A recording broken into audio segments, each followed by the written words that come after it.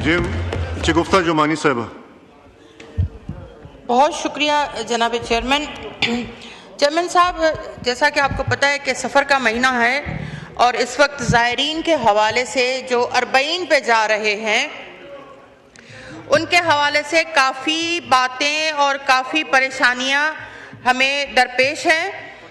कुछ दिन पहले वफाकी मिनिस्टर ख्वाजा आसिफ ने भी 2 दफ़ा जो है फ्लोर ऑफ द हाउस बयान दिया है और आज मैं तलाल चौधरी साहब का भी बयान सुन रही थी। देखिए, इंटीरियर मिनिस्टर मोहसिन नकवी साहब ने जब बयान दिया था कि अरबईन के लिए जो ज़ायरीन इराक और ईरान जाएंगे तो उनके लिए बिल्कुल बॉर्डर खुला हुआ होगा और लोगों में बड़ी अच्छी एक खुश होने की लहर छा गई थी कि जी हम आराम से ईरान और इराक जाएंगे। लेकिन पता नहीं क्या हुआ कि अचानक उनका बयान आया कि जो बाय रोड ज़ायरीन हर साल जब जाते हैं ईरान से होते हुए इराक तो उनका वीज़ा बंद कर दिया गया है। अब उन्होंने बाय एयर का किया है। सर, मैं अल-मुख्तसर ये बयान दूंगी और मेरी ये कंसर्न है कि बाय एयर जो है, देखिए अरबईन पे, आशूरे पे और ज़ियारतों पे ज़्यादातर वो लोग जाते हैं जो बहुत गरीब हैं। कोई बकरी बेचता है, कोई गाय बेचता है, कोई पैसे इकट्ठा करता है। मौला की मोहब्बत में वो लोग बस एक जुनून सा होता है कि हम घर की चीज़ें भी बेचेंगे लेकिन हम आशूरे पे भी जाएंगे और अरबईन पे भी जाएंगे। इस वक्त बहुत मायूसी है ज़ायरीन में। जो बाय रोड जाने वाले थे, जब बाय फुट जाने वाले थे, उनमें बहुत मायूसी है। यकीनन इंटीरियर मिनिस्टर साहब ने तो बयान दे दिया है कि जी 100 फ्लाइटें ज़्यादा चलाएं, लेकिन आप फेयर तो देखें।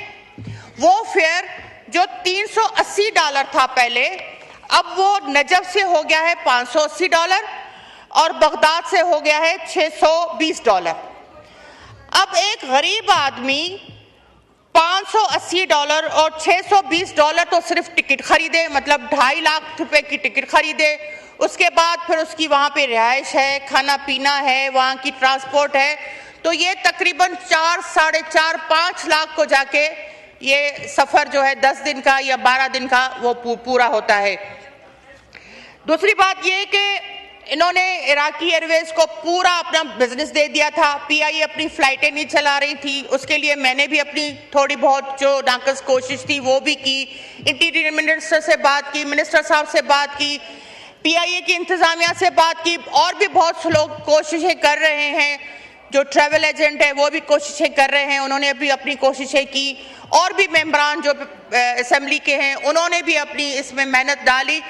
अब जाके पीआईए की फ्लाइटें शुरू हुई हैं। लेकिन सर, इस वक्त पीआईए की जो फ्लाइटें हैं, फ्लाइट का जो किराया है वो है $750, जो अभी 2 दिन पहले इन्होंने 675 किया है। तो 2.5 लाख, पौने 3 लाख रुपए का टिकट अगर हम खरीद कर जाएं तो आप सोचें कि हम कहां तक पहुंचेंगे।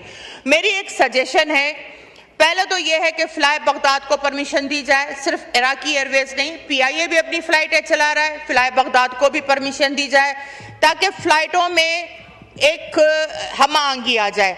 दूसरा ये कि ये जो फेयर है ये 380 होना चाहिए जो पहले लिया जाता था। वाई अरबईन के मौके पे आप जो है 580 और 620 पे चले गए हैं। 380 होना चाहिए, लेकिन ये 380 भी कम हो सकता है। वो पूछे क्यों? क्योंकि $100 जो है वो कराची से नजफ या कराची से बगदाद जो फ्लाइटें जा रही हैं वो एयर स्पेस का $100, शमून साहब आपकी तवज्जो, $100 जो है वो सिर्फ एयर स्पेस का गवर्नमेंट ले रही है। अगर वो माफ किया जाए, आप वो हज पे, ये एयर स्पेस की जो पेमेंट है वो हज पे नहीं ली जाती है, तो वाई आप अरबईन पे ले रहे हैं? ये भी गवर्नमेंट माफ कर सकती है। और गवर्नमेंट अपनी $50 की सब्सिडी दे दे तो कम से कम $220 की टिकट हो सकती है। मेरी हाथ जोड़ के गुजारिश है प्राइम मिनिस्टर को, आला इक़्तिदार वालों को, खास करके प्राइम मिनिस्टर को, क्योंकि मुझे पता है कि प्राइम मिनिस्टर बहुत नरम दिल के आदमी हैं और वो बात समझते भी हैं और फौरन एक्शन भी लेते हैं। Interior minister minister Mohsin Naqvi साहब को, ख्वाजा आसिफ जो हमारे एविएशन के मिनिस्टर हैं, उनको कि खुदारा बैठे और $220 पे टिकट लेकर आए ताकि ज़ायरीन जो है वो जाके अपना अरबईन आराम और खुशी से करके आ जाए, मौला की ज़ियारत करके आ जाए। ये सब के लिए, पाकिस्तान के लिए, पाकिस्तानी हुकूमत के लिए और जिन्होंने भी अपना इसमें हिस्सा डाला है उनके लिए एक दुआ का दर खुलेगा। तो खुदारा रहम कीजिए ज़ायरीन पे, मौला के ज़ायरीन है, मेरी गुजारिश है कि उन पे रहम करें और टिकट जो है वो $220 पे लेकर आए, और ये हो सकता है, ये पॉसिबिलिटी है। बहुत शुक्रिया। Naima Kishwar Saiba to ask one question. शुक्रिया जनाब स्पीकर साहब। मिनिस्टर साहब तो बड़े हमारे रिस्पांसिबल मिनिस्टर है शुरू से, 2013 से हमारे साथ ही। ये अच्छी बात है कि उनको एहसास है कि इन मुलाजमीन का तकलीफ़ का, और ख़ुद भी काम कर रहे हैं। हमारा तवज्जो दिलाओ नोटिस का मकसद ही ये था कि इसको एक्सपेडाइट करे, जो इनके मुश्किलात है उनको जल्द हल करे, और यही मुश्किलात जो पाक PWD को है, ये उनको यूटिलिटी स्टोर्स के भी उनको भी ये मसाइल है। तो हमारी यही रिक्वेस्ट होगी कि जल्द अज जल्द इन मसाइल को हल करे। हम यही कर सकते हैं और मिनिस्टर साहब से करेंगे कि उसको जल्द इन मसाइल को हल करे और इन पे कार्रवाई जरा जितनी जल्द।